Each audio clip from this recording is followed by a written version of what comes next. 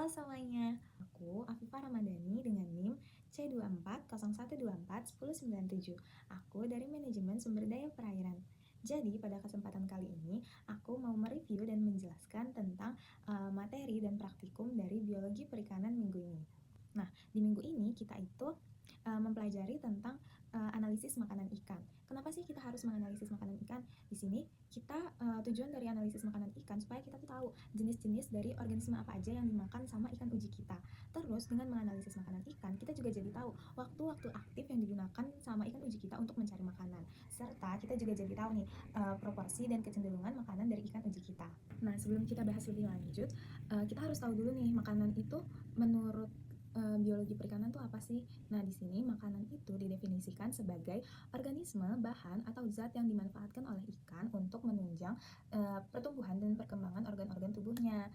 Nah, biasanya ikan-ikan tuh makan kayak plankton, bentos, nekton, sama dentitus. Nah, kalau untuk pengelompokan berdasarkan jenis makanan yang dimakan, ikan itu terbagi jadi 3, sama kayak hewan-hewan pada umumnya. Ada karnivora, ada omnivora, dan juga ada herbivora. Terus kalau menurut Nikolsky, ikan ini punya urutan makan. Urutan makan di sini tuh juga ada 3, yang dimana ada makanan utama, makanan pelengkap, dan juga makanan tambahan.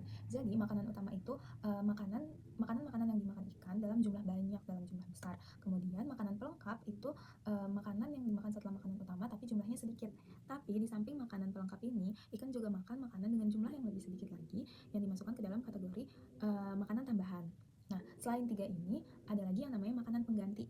Makanan pengganti di sini adalah makanan yang dimakan kalau misalnya makanan utama ini gak ada. Dan biasanya makanan pengganti ini dia itu variatif jenisnya. Nah, untuk alat bahannya sebenarnya masih sama kayak minggu-minggu kemarin, kita butuh mikroskop untuk melihat makanan ikan, makanan-makanan yang ada di dalam usus ikan. Kemudian kita juga butuh timbangan digital untuk mengukur bobot biota ujinya. Kemudian kita butuh kain lap atau tisu untuk ngeringin dulu nih si organ uji kita, sama buat ngebersihin meja praktikum kita. Kemudian kita juga butuh kamera digital untuk dokumentasi, sama buat minta bantuan untuk mengidentifikasi organisme apa nih yang dimakan sama ikan kita. Kemudian kita juga butuh cawan petri sebagai wadah organ uji kita. Kemudian kita butuh kertas dan juga spidol permanen untuk dilabelin supaya kita nggak lupa ini organ uji apa.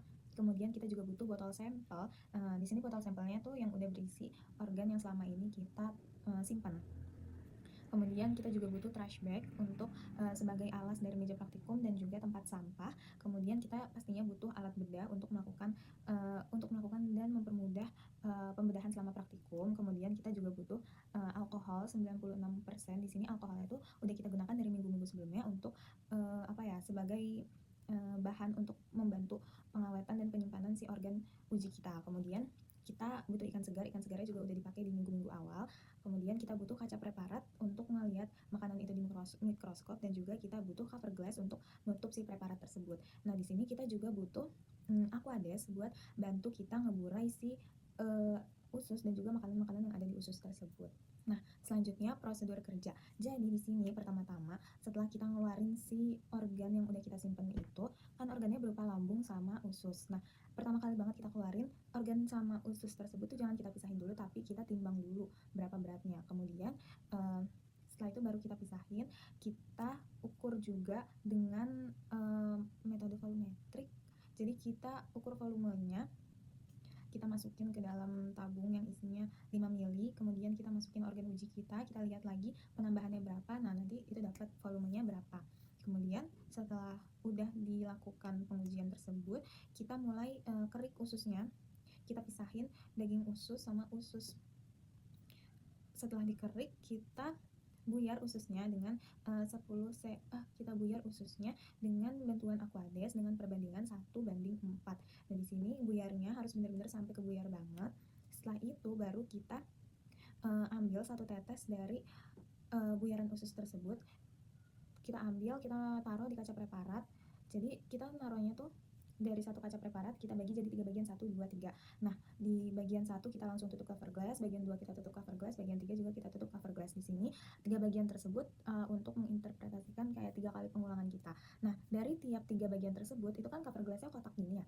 Nanti di mikroskop kita lihatnya kayak di bagian 1, bagian 2, bagian 3, bagian 4, bagian 5. Jadi kita mengamati 15 titik gitu keseluruhannya.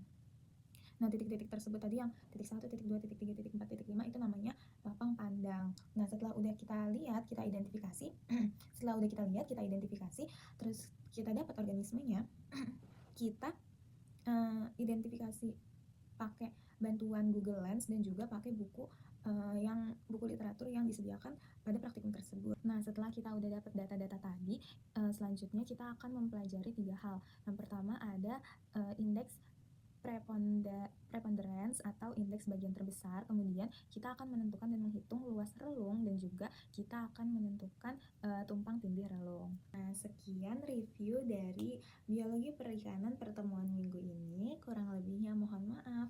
Terima kasih semuanya.